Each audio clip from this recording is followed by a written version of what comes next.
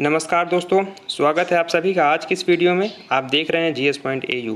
तो दोस्तों, जैसा कि इस बार BA थर्ड ईयर के हमारे सभी साथी अपने 3 सब्जेक्ट में से किसी न किसी एक सब्जेक्ट को ज़रूर छोड़ेंगे और बाकी के 2 बचे सब्जेक्ट आपके BA थर्ड ईयर में बने रहेंगे। तो दोस्तों, आपको अपने एक सब्जेक्ट को छोड़ने के लिए एक फॉर्म भरना होगा और इस फॉर्म को बड़ी ही सावधानी के साथ भरना होगा। आज की इस वीडियो में हम ये डिस्कस करेंगे कि इस फॉर्म को सावधानी के साथ कैसे भरा जाए, क्या क्या हमको एहतियात बरतनी है और ये फॉर्म हमको कहाँ से प्राप्त होगा। तो ये एक बात जान लीजिए कि जो जो डिटेल्स आप अपनी इस फॉर्म में उनको प्रोवाइड कराएंगे, यही सारी जानकारी आपके डेटा में फीड की जाएंगी। तो इस वजह से इसको सही ढंग से भरना बहुत ज़रूरी है। तो आइए जानते हैं आज के इस वीडियो में। सबसे पहले हम ये जानेंगे कि ये फॉर्म हमको कहाँ से प्राप्त होगा। तो इस फॉर्म को प्राप्त करने के लिए आपको यूनिवर्सिटी की ऑफिशियल वेबसाइट में जाना होगा। वहाँ पे राइट साइड में एक 3 हॉरिजॉन्टल लाइन मिलेंगी, उसको क्लिक करेंगे तो आपके सामने बहुत सारा मेनू आ जाएगा। वहाँ एक सेक्शन होगा फॉर्म्स का, उसमें क्लिक करेंगे तो बहुत सारे फॉर्म्स आ जाएंगे। स्क्रॉल करके सबसे लास्ट में जाइएगा, वहाँ पे सेकंड लास्ट में आपका सब्जेक्ट प्रेफरेंस का फॉर्म होगा। वो जो फॉर्म वहाँ पे अवेलेबल है उसका क्वालिटी थोड़ा सा डाउन है। आप चाहें तो जो आपको स्क्रीन में दिख रहा है आप इसको हमसे व्हाट्सएप पे ले सकते हैं। ये प्रिंट कराने के बाद थोड़ा सा ठीक आएगा। तो आइए जानते हैं अब इसमें भरना क्या क्या है और कैसे कैसे है। तो सबसे पहले आपको ये फॉर्म दिख रहा होगा स्क्रीन में। इसमें लिखा हुआ है कि ये जो आप फॉर्म भरने जा रहे हैं इसको बड़ी सावधानी के साथ भरें। निर्देश आप पढ़ सकते हैं क्योंकि इससे ही आपकी सारी डिटेल्स कंप्यूटर में फीड की जाएंगी। इसके नियमों को पढ़ें और फिर भरें। तो मैं नियम पढ़ चुका हूं, आपको मैं बताता जाऊंगा। तो सबसे पहले आपको क्या करना है कि अपनी पासपोर्ट साइज फ़ोटो जो है अपनी यहाँ पे चिपका देनी है। आपके पास एक आपकी फ़ोटो होगी। इसके बाद आपका जो सेशन जिसमें आप BA थर्ड ईयर करेंगे यानी 2021 और 22, यहाँ पे आप अपना सेशन भर दीजिए। अपना एनरोलमेंट संख्या यहाँ पे भर दीजिए जो कि आपके ID कार्ड या फी रिसिप्ट में लिखी होगी। उससे देखकर अपना एनरोलमेंट संख्या यहाँ भर दीजिए। इसके बाद इसमें लिखा है कि अपना आपको आधार नंबर यहाँ पे डालना है, आधार नंबर डाल दीजिए। इसके बाद आते हैं हम 1 नंबर में। इसमें लिखा है कि आपको अपना नाम भरना है। नाम कैसे भरना है? आपका नाम अंग्रेजी के सभी कैपिटल लेटर्स में भरा जाएगा और यदि आपका नाम इतना बड़ा है कि इस बॉक्सेस में नहीं बन सकता है, बॉक्सेस कम पड़ जा रहे हैं, तो आप अपना फर्स्ट नेम और लास्ट नेम भर देंगे और बीच का जो भी आपका नाम लगाते हैं तो उसमें आप केवल एक अक्षर डालेंगे। नाम भरते वक्त क्या ध्यान देना है कि जैसे किसी का नाम है राम कुमार, तो वो पहले राम लिखेगा RAM, फिर एक बॉक्स को खाली छोड़ देगा। इसके बाद वो अपना कुमार KUMAR लिखेगा। तो इस चीज़ को ध्यान दीजिएगा। यदि आपका नाम डिवाइड है खंड खंड में तो एक एक बॉक्स छोड़ के भरिएगा उसको। ये इम्पॉर्टेंट है कि ठीक ढंग से आप अपना नाम भर पाएँ। तो ये हुआ आपका पहला पॉइंट। इसके बाद सेकंड पॉइंट में आपको अपने पिताजी का नाम भरना है। पिताजी का नाम भी ऐसे ही भरना है जैसे मैंने बताया, कैपिटल लेटर्स में होगा। यदि नाम आपका खंड में डिवाइड है तो एक बॉक्स छोड़ेंगे। यदि नाम बहुत बड़ा है, बॉक्स कम पड़ जा रहे हैं, तो आप पहले फर्स्ट नेम, लास्ट नेम और जो आपका मिडिल नेम है उसका एक अक्षर मिडिल में लिखेंगे। तो ये हुए आपके 2 पॉइंट। ऐसे ही देखिए इसमें माता जी के नाम के लिए भी कहा गया है, तो माता जी का भी नाम आपको ऐसे ही भरना है, कैपिटल लेटर्स में रहेगा। और जो है यदि खंड में है तो उसको एक बॉक्स छोड़ेंगे। और लगभग वैसे तो सभी का नाम इतने बॉक्सेस में बन जाएगा, लेकिन फिर भी यदि समस्या आती है किन्हीं किन्हीं का नाम बड़ा होता है तो मैंने बताया कि फर्स्ट नेम लिखिए, लास्ट नेम लिखिए, जो मिडिल नेम है उसका केवल एक लेटर लिखना है। इसके बाद आएंगे हम थर्ड पॉइंट में। थर्ड पॉइंट ये थोड़ा सा सभी लोगों को जानकारी नहीं है इसकी, क्योंकि इसमें बहुत सारी डिटेल्स अवेलेबल नहीं है। तो इसमें क्या करना है? इसमें लिखा है BA भाग 1 एवं भाग 2 की उत्तीर्ण परीक्षाओं का विवरण। तो आपने परीक्षा तो दी ही नहीं है तो आप विवरण कैसे देंगे? तो इसमें क्या करिएगा कि भाग 1 भाग 2 में ये जो आपके ये मांग रहा है, यहाँ पे आपको कुछ नहीं भरना है, आप इसको ब्लैंक छोड़ सकते हैं क्योंकि आपने परीक्षा दी ही नहीं है। अब इसके बाद कह रहा है यहाँ पे अनुक्रमांक यानी रोल नंबर। तो देखिए BA फर्स्ट ईयर में भी आपका एडमिट कार्ड जारी हुआ था। कुछ लोगों ने कुछ विषयों की परीक्षाएं भी दी थी। BA सेकेंड ईयर में भी आपका एडमिट कार्ड जारी हुआ था। तो जिन लोगों के पास एडमिट कार्ड है वो अपना रोल नंबर इन डिब्बों में, इन बॉक्सेस में भर दें। और जिनके पास एडमिट कार्ड नहीं है या निकाल नहीं पाए हैं या फर्स्ट ईयर का खो गया है, तो वो लोग क्या करें कि अपने इस फॉर्म के साथ अब एक एप्लीकेशन लगा दें। एप्लीकेशन में लिखें कि मैं किन्हीं कारणों से अपने एडमिट कार्ड को नहीं निकाल पाया या खो गया है, जिस वजह से मैं अपना रोल नंबर उपलब्ध कराने में समर्थ नहीं हूँ। तो वो आप यहाँ पे एप्लीकेशन लगा के काम चला सकते हैं। यदि आपके पास अवेलेबल है तो आप अपना रोल नंबर भर दीजिए।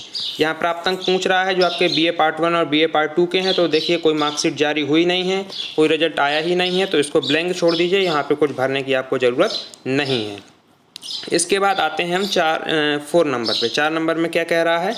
4 नंबर में आपसे कहा जा रहा है कि आपको अपने सब्जेक्ट की डिटेल्स देनी है जो कि आप चुनने जा रहे हैं। तो उसकी डिटेल्स आपसे मांगी जा रही है। इसमें लिखा है वांछित विषय, चेतावनी दी गई है, आपको वार्निंग दी गई है कि प्रपत्र जमा होने के बाद परिवर्तन नहीं किया जाएगा।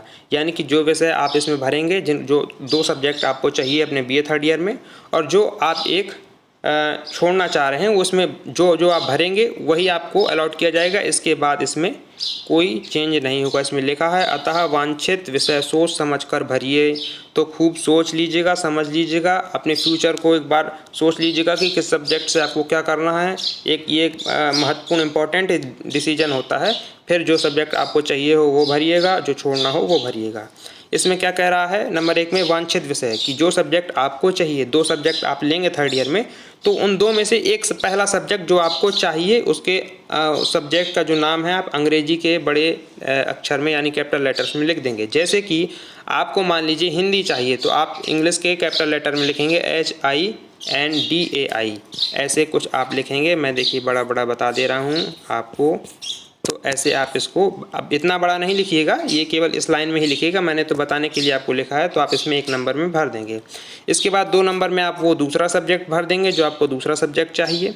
इसमें आपके नंबर पूछ रहा है कि आपने बीए पार्ट 1 में दोनों सब्जेक्ट में कितने नंबर प्राप्त किए थे। तो एग्ज़ाम हुआ था, रिजल्ट नहीं आया था, काफ़ी लोगों ने एग्ज़ाम नहीं दे पाया था पेंडेमिक की वजह से, तो इसको ब्लैंक छोड़ दीजिए। ऐसे ही भाग 2 के लिए इसको ब्लैंक छोड़ दीजिए, आपने एग्ज़ाम नहीं दिया है। इसके बाद 5 नंबर में आपका कह रहा है छोड़े जाने वाला विषय, कि आप कौन सा सब्जेक्ट ड्रॉप करने जा रहे हैं, अपने 3 सब्जेक्ट में से कौन सा सब्जेक्ट ड्रॉप करने जा रहे हैं। तो जो सब्जेक्ट आपको ड्रॉप करना है उसका यहाँ पे आपको इंग्लिश के कैपिटल लेटर्स में नाम लिखना है। जैसे कि मान लीजिए आप एजुकेशन ड्रॉप करेंगे, suppose that for an example, सभी लोग अलग अलग सब्जेक्ट ड्रॉप करेंगे, तो मैं एग्जांपल के लिए ले लेता हूँ एजुकेशन। तो आपको ऐसे लिखना होगा कैपिटल लेटर में, ऐसे आप लिखेंगे। मैंने बताया आपको ये एक उदाहरण के लिए, केवल यही नहीं भरना है, ये एक उदाहरण मात्र है। आप जो सब्जेक्ट छोड़ेंगे उसके कैपिटल लेटर्स आपको यहाँ पे 5 नंबर पे भरने हैं। इसके बाद 6 नंबर में आपसे पूछ रहा है अध्ययन का माध्यम, आप जिस मीडियम से हो, हिंदी या इंग्लिश, तो उस बॉक्स में आपको टिक करना है। केवल यहाँ पे ऐसे टिक करना है, जो भी आपका मीडियम हो, हिंदी या इंग्लिश दोनों में से, ठीक है। इसके बाद हम आगे बढ़ेंगे। यहाँ पे आपसे शपथ दिलवाई जा रही है कि आपने जो सब्जेक्ट भरे हैं उसके बारे में यहाँ लिखा है मैं। यदि आप पुत्र हैं तो इसको पुत्री को ऐसे काट दीजिएगा, यदि आप पुत्री हैं तो पुत्र को ऐसे काट दीजिएगा। अपना नाम यहाँ पे लिखिए, अपने पिताजी का नाम लिखिए। घोषणा करता या करती हूँ, मैंने अच्छी तरह से सोच समझकर उपरोक्त 2 विषय बीए तृतीय, यहाँ पे सत्र देखिए 2011 और 12 लिखा हुआ है, जबकि आप ये फॉर्म 2021 और 22 के लिए भरने जा रहे हैं। तो या तो आप इसको, मैं तो कहता हूँ आप कुछ ना करिएगा, इसको बना रहने दीजिएगा। जब आप डीन ऑफिस में जाइएगा तो वहाँ उनसे पूछ लीजिएगा, यदि वो कहें कि इसको काट के 2021 और 22 लिख दो तो लिख दीजिएगा, यदि वो कहें कि बना रहने दो तो बना रहने दीजिएगा, या फिर वो कोई और सजेशन दें तो उसको उन्हीं से पूछ कर करिएगा, क्योंकि कुछ ऐसा काम नहीं करना है जिसकी जानकारी ना हो। वैसे 2011-12 हमारा सत्र नहीं है, तो वो बताएंगे और यही बताएंगे कि इसको काट कर पेन से आप 2021 और 22 लिख दीजिए। लेकिन फिर भी मैं कहूँगा एक बार जब वहाँ आप जमा करने जाएं तो पूछ कर काम करिएगा, ठीक है। यहाँ पे आपको अपने साइन करने हैं, जो भी छात्र भरने जा रहे हैं वहाँ यहाँ पे अपना हस्ताक्षर करेंगे। इसके बाद जो है आपका आगे कुछ बेसिक चीज़ें और पूछ रहा है। 7 नंबर में आपकी कोटि पूछ रहा है, यानी आप किस कैटेगरी से हैं। तो आपकी जो भी कैटेगरी हो, जनरल, ओबीसी, एससी, एसटी, वो आप इसमें टिक कर देंगे चारों बॉक्स में से जिससे भी आप बिलोंग करते हो। राष्ट्रीयता आपकी सिटीजन से पूछ रहा है, तो आप भारतीय या विदेशी, तो बहुत सभी लोग लगभग भारतीय हैं, तो आप भारतीय में क्लिक कर देंगे, भारतीय वाले बॉक्स में टिक करेंगे। इसके बाद आपकी 9 नंबर में उपाधि पूछ रहा है। उपाधि मीन्स मतलब आप यदि बॉय हैं तो श्री में टिक करेंगे, यदि आप लड़की हैं तो कुमारी में टिक करेंगे, यदि आप शादीशुदा लड़की हैं तो आप श्रीमती में टिक करेंगे। तो ये आपके 3 बॉक्स में से आपको एक बॉक्स में टिक करना है। इसके बाद 10 नंबर में आपके फीस रसीद से संबंधित जानकारी पूछ रहा है। इसमें आपको रसीद संख्या, जो आपकी फ़ी रिसिप्ट है, पीएनबी के थ्रू आपने पेमेंट किया है, तो उसमें आपका एक होगा फ़ी रिसिप्ट नंबर होगा, वो उसको भर देना है। देखिए जिनको फ़ीस पेमेंट करने में कोई समस्या हो रही है, तो हमने एक वीडियो ये भी बनाई है कि कैसे आप फ़ीस पेमेंट ऑनलाइन करें, तो आप चैनल पर जाकर वो वीडियो देख सकते हैं। आपको फ़ीस पेमेंट करने में इसके बाद कोई समस्या नहीं होगी। इसके बाद फीस की रसीद तिथि मांग रहा है। रसीद तिथि मतलब किस डेट को आपने पेमेंट किया था, तो वो डेट भर दीजिए। शुल्क राशि कितनी आपको लगी है। प्रैक्टिकल वालों को थोड़ा ज़्यादा लगी होगी, जिनका प्रैक्टिकल नहीं है तो अप्रॉक्सीमेटली ज़्यादातर बच्चों को 875 रुपये लगे हैं। लेकिन यदि आपका प्रैक्टिकल सब्जेक्ट हो तो देख लीजिएगा, आपका फी रिसिप्ट में जितना अमाउंट आपको लगा हो वो आप यहाँ पे भर दीजिए। अपना रसीद तिथि भर दीजिए, अपनी रसीद संख्या भर दीजिए। इसके बाद आपका स्थानीय पता यानी आप करेंट एड्रेस यानी करेंटली कहाँ रह रहे हैं। इलाहाबाद में यदि आप रह रहे हैं कहीं तो अपना एड्रेस डाल दीजिए जहाँ रह रहे हों। अपना मोबाइल नंबर यहाँ पे डाल दीजिए, जो भी आपका मोबाइल नंबर चालू हो। स्थायी पता यानी आपका परमानेंट एड्रेस, जो कि आपके आधार कार्ड में भी लिखा होगा, आपके आईडी कार्ड में भी लिखा होगा, या फिर जो भी जहाँ भी आपका डाक के माध्यम से, पोस्ट के माध्यम से सारे डॉक्यूमेंट्स पहुँचते हैं, वो अपना इसमें परमानेंट एड्रेस इन बॉक्सेस में भर दीजिए। बहुत सारे बॉक्स इसमें प्रोवाइड कराए गए हैं, लगभग सभी का हो जाएगा। इसके बाद 13 नंबर में आपका इसमें लिखा गया है कि मैं घोषणा करता हूं कि मैंने जो अभी इसके निर्देश थे ध्यानपूर्वक पढ़े हैं। जो भी इसमें पूछा गया था मैंने बहुत ठीक ढंग से सावधानी के साथ भरा है। अब जो भी इसमें गलती पाई जाती हैं तो उसके लिए मैं जिम्मेदार हूँगा। और इसमें सब कुछ मतलब एक बार आप इसको चाहें तो 13 नंबर को पढ़ लीजिए, यही सब इसमें बताया गया है। एक बार इसको पढ़ लीजिएगा ध्यान से। इसके बाद यहाँ आपको अपने सिग्नेचर करने हैं, विद्यार्थी के पूर्ण हस्ताक्षर, आवेदन की तिथि, जिस डेट को आप ये फॉर्म सबमिट करने जा रहे हैं वहाँ पे कला संकाय अधिष्ठाता ऑफिस में, तो आपको वहाँ की तिथि लिखनी है। तो दोस्तों ये रहा आपके फॉर्म को भरने का पूरा प्रोसीजर, कैसे कैसे भरना है मैंने आज की इस वीडियो में आपको बताया। यदि आपको ये जो मैं स्क्रीन पे दिखा रहा हूँ इसका PDF चाहिए होगा निकलवाने के लिए तो मुझसे व्हाट्सएप पे ले लीजिएगा। आप कांटेक्ट कर सकते हैं 9140537171 पर हमसे। और यदि कोई समस्या आती है तो कमेंट बॉक्स का यूज करिएगा, हम आपका रिप्लाई देंगे। बाकी व्हाट्सएप पे भी हमसे संपर्क कर सकते हैं। और जाइए बहुत सावधानी के साथ फॉर्म भरिए और अपना ये जो है सब्जेक्ट ड्रॉप करवाइए। फ़ीस पेमेंट भी आप लोगों ने लगभग कर ही दिया होगा, क्योंकि सब्जेक्ट ड्रॉप करने की प्रोसेस आपकी फ़ीस पेमेंट के बाद ही होगी। तो पहले फ़ीस पेमेंट करिए यदि नहीं किया है, इसके बाद सब्जेक्ट ड्रॉप प्रोसेस के लिए आगे बढ़िए। तो थैंक यू गाइस, मिलते हैं इसके बाद नेक्स्ट इन्फॉर्मेटिव वीडियो में।